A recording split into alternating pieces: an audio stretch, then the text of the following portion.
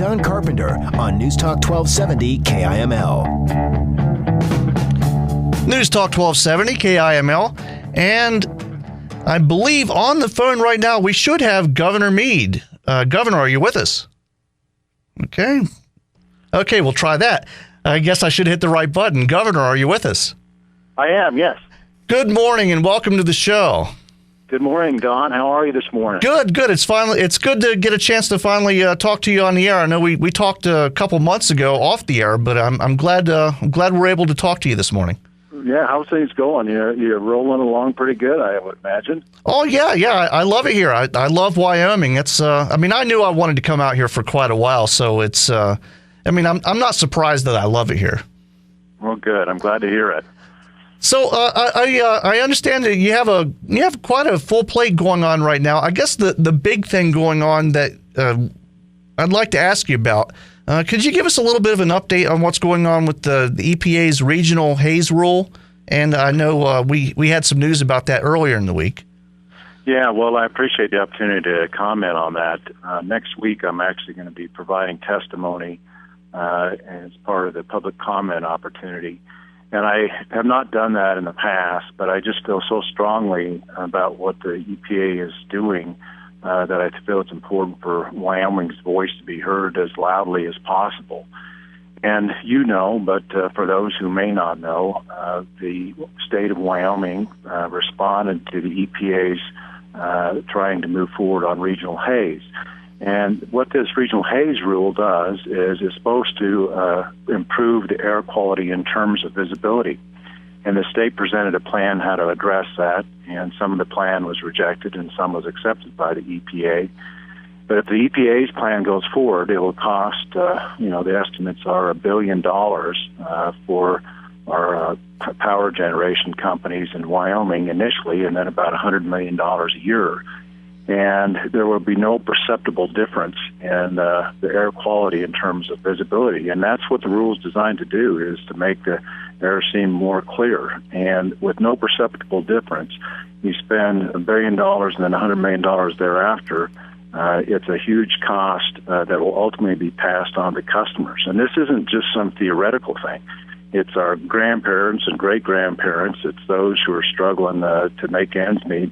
They'll ultimately have to pay the cost of that. And when you think about the West, the number one problem with regard to haze is fires. And that goes to the forests and the beetle kill and everything else. So it doesn't make sense to me that the EPA would be requiring this in Wyoming, where there'll be no perceptible difference in what you see.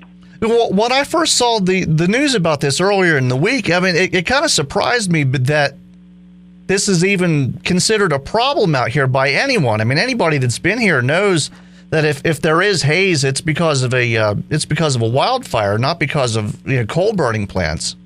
Well, all you need to do is go drive out to the Dry Fork Station in Campbell County and see how well they do it to recognize that $1 billion and $100 million thereafter is just a cost that's going to be passed on to the customers and make no difference. So it's very surprising to me, and that's why I feel so strongly that I've got to make my voice heard. It's not good for Wyoming. But beyond that, and importantly, it's not good for the country. We supply electricity to the country, and 40% of our electricity in this country is supplied by coal. And if you want to go down this road of coal, people may say, well, that's just going to hurt the coal companies. Well, no, what it's going to hurt is everybody. It's going to hurt consumers because electricity is tied to, transportation costs, food costs, construction costs, car costs, all of it. And all those costs are going to be passed on, and particularly for those on fixed income who are trying to heat their homes or cool their homes, this is a bad deal. Oh, absolutely. And I think most of our listeners would agree. And since we're talking about coal, has there been any movement in trying to get Washington and Oregon to let us get our coal through their states? Well, we're still working on that, and one of the issues on that is the governors from Washington and Oregon called for sort of a global analysis on climate change when it came to coal exports out of their ports, and I objected to that to Washington, D.C., saying, listen, we'll go through the normal environmental process, that's fair, and it can be rigorous and robust. But if you turn it into a single commodity and a discussion on climate change, what you're ultimately doing is saying you're not going to go forward. Last night or yesterday, I saw there was a public meeting in Oregon on a port, and I think they had about 500 people there, and of course there was mixed comments on it. But it's critical for the future Wyoming coal to be able to export it, not only out of those two states, but I think out of Canada as well. And it seems a little disingenuous to me for us to say, listen, it's the fastest growing fuel source in the world. 40% of our electricity is produced by it, but we don't want anyone else to have it. I would rather have it Wyoming coal sold, where we know it can be done environmentally responsible and responsible with regard to the workers, rather than coal from some other part of the world where it may be higher in sulfur and higher in mercury. And so it makes good sense to me to be able to export that coal. And when you start picking on a single commodity such as coal, we don't talk about apples. We don't talk about Boeing aircraft and trying to have some sort of new wave global analysis on those things. And so I'm hopeful that we can provide the answers necessary to the people in Oregon and Washington and address their concerns, and that the ports can move forward in those two states and in Canada as well. And it's interesting you mentioned Canada. I mean, you were just in Canada a few weeks ago, and you visited, I guess, a coal export facility. I mean, is that something that's going to be a big thing for them as well? Well, I did. I visited a coal export facility, and that was the primary purpose in British Columbia, is to visit with people, both those who are for and those who are against coal exports. And in fact, in that area, they are shipping out coal. And I visited a port because I'd never seen a port before. And I thought, if we're going to be talking about ports and import something, it would be good to get a firsthand look. And, they do a number of things there to keep coal dust down, and including they have video cameras on the trains coming in to observe if there's any coal dust. And not surprisingly, those trains, as they come in, they're not showing off coal dust or throwing off coal dust off those trains. And so it was important to see that. It was also important to meet with the people at the port to see what they think the challenges are just on a technical side in expanding their ports. It's not an inexpensive thing to expand a port, but deepwater ports are important not only for coal, but deepwater ports, when you have them, if they're initially for coal, they also provide an opportunity for other sorts of commodities, from wheat to whatever, to be exported as well. So it's not just about coal, it's about deepwater ports, and it will be good for the economy on the West Coast as well as Wyoming. Oh, absolutely. And I understand that the state's still working on an energy strategy as well. I mean, could you give us a little bit of an update about that? Yeah, we released it in mid-May, and the energy strategy tries to look at what we have now and where we need to go. And it stems in part from when I looked through former governors of Wyoming. We're all trying to find that sweet spot, and I think uniformly reject the either-or approach, that is, energy development or environment. The fact is, we want energy development, and we want a clean environment. We want to be able to enjoy the wonderful outdoors in Wyoming, the recreation, the wildlife, the hunting, the fishing. And so the energy strategy is, how do we make sure 100 years from now we still have both? We have energy production, and we have an environment and that we all enjoy living in as we do today. And a few weeks ago, I actually visited one of the mines up here in Gillette, and I was really struck by how well they take care of the environment. And I think that a lot of people, especially in Washington, it would serve them well to come out here and view this. But I just kind of have a feeling that it's just a political ploy. And it seems like especially with the new administration energy policy going after coal in particular. It seems like a political ploy more than just trying to help the environment. Well, Don, you're right on target. And the mayor of Gillette, the mayor of Sheridan, we just recently had that discussion, is how do we get more people to that part of our state to look at those coal mines? Because when you see how they do it and you see the reclamation, to me, the reclamation work on those coal mines sets a standard, and people have a view in their mind that what coal mines are like, but they won't come out and take a look at it. The more people we can get out there and educate them about what we're doing, the challenges that we have met, the better, because that firsthand look is pretty amazing, isn't it? Oh, it absolutely is. And coming from back east, where I'm used to either a coal mine being underground or being, the kind where they just take the tops off the mountains, it's really, the first time I drove through Wyoming years ago, I was just struck by how beautiful it is.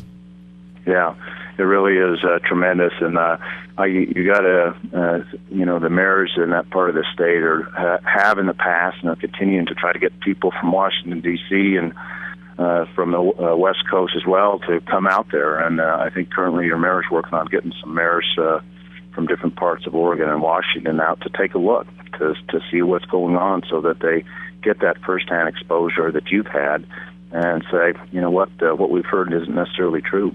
Hopefully they can move the needle a little bit. I guess it's going to be a little bit of an uphill battle, but hopefully they can make a little bit of a change in some opinions.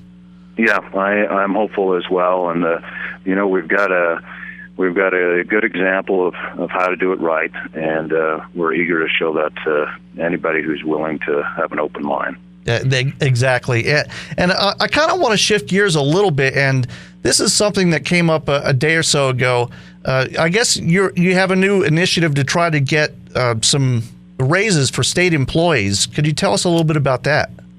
Yeah, I've been talking to the legislature about that for a couple years, and for the first time since, I think, early or mid-'90s, the base salary of public employees has gone down. On top of that, our turnover rate in the state for state employees has risen up to about 15%. And the downside of that, there's many downsides, but one is you hate to have somebody work for 5 or 10 years and get them trained up and experienced in the area of work that they do, and then they are stolen away because we don't have competitive salaries. Now, all of this, of course, is contingent upon the October consensus revenue estimating group, and to see, how much money that we have or don't have, and also the other needs that need to be met in the state. But if the money is there and we can do it, I think it's important for our workforce to be able to compete and not have their base salary decline. Yeah, and I've actually heard a little bit of brain drain, especially in the University of Wyoming and some of the other departments of the state. You're getting a lot of people leaving the state for better salaries. I guess it's just an idea to try to keep Wyoming competitive with other states in the region. Well, that's well said. That's exactly right. We want to remain competitive because, if you continue to lower the base salary, all that's going to be left is politicians, because they can't get any other job. Well, that is true. And I mean, do you foresee there being a big controversy about this at all? Well, I think I don't know that I would classify it as being controversial, but I think rightfully so. The legislature and myself, we need to have the appropriate balance in terms of, what the revenue is, can we afford it, and what other services are we going to have to meet? And I think, I think the public employees recognize, revenue has got to be there. But having said that, where we are today and where we believe the revenue is going to be in October, I think we're going to be in a position to be able to do it, so we don't have the brain drain and the talent drain, and we can stay competitive. Oh, okay. Okay, so it's something that the public employees, I don't know if the public employees unions are a major force around here, but it seems to be something that as long as everybody can get it done in the right way, it'll be done. Well, I think that's right. I mean, I think the public employees understand. I think the legislature understands that we do want to remain competitive, but we need to make sure that the revenue is there. And, we made some pretty good cuts last year to the tune of a little over $60 million. So we're trying to be conservative and make sure that we're trimming our sails. The number of employees from 10 years ago, if you look, the number of part-time employees, contract employees, that has gone down considerably. So, we're trying to do, the employees that we have are trying to do more with less, and we need to make sure that we can keep the employees around and we don't lose out on the competition. Sure. Okay. And the one last thing, I know you're fairly busy today. I actually looked at your schedule, and you got a lot of radio stations to talk to. One last thing I wanted to ask you about, and this is something on a little bit lighter note. I understand the state's actually involved with the Cowboy Tough Adventure Race that's coming up. Could you tell us a little bit about that?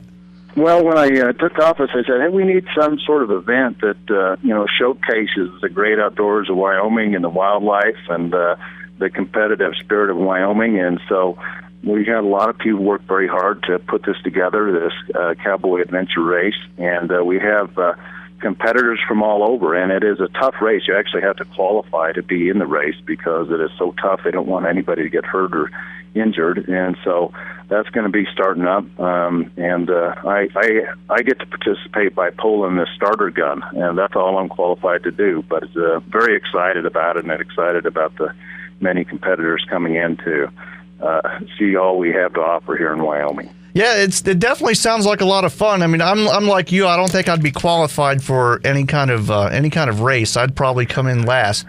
So I'd probably shoot myself in the foot with the starter gun too. So. Well, I just hope to be a good spectator.